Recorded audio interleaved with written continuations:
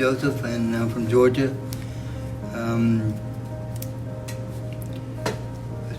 I was adopted when I was real young and by my grandparents, and when I turned, like, they put me on Ritalin real young, so, and then probably at the age of 12, somebody was like, well, let's snort the Ritalin, you know, and that's where my drugs started, you know.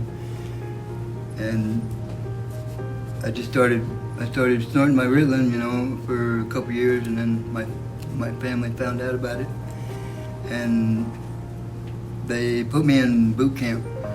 So I went to boot camp. When I got out, somebody was like, well, would you like, you know, try some crystal meth, or ice is what they call it. So I got started on that, which I wish I'd never picked. I picked the wrong friends.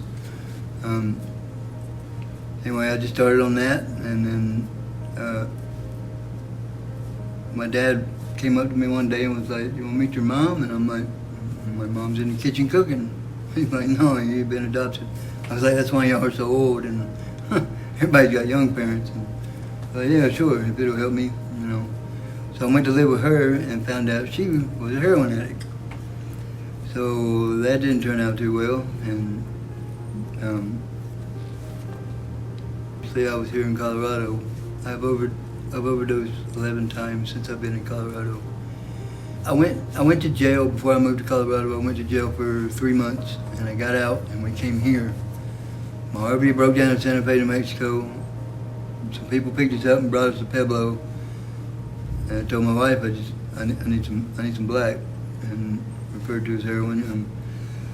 And we was at somebody's campsite because we're homeless. We was at somebody's campsite, and we're all sitting beside a fire, and I make me up a shot, and next thing you know, my wife says, on your feet, soldier, and I stand up, and I guess I fall back down, and some other people pick me up, and they put me in a fire. I remember my pants was all burned up, and she gave me the Naloxone.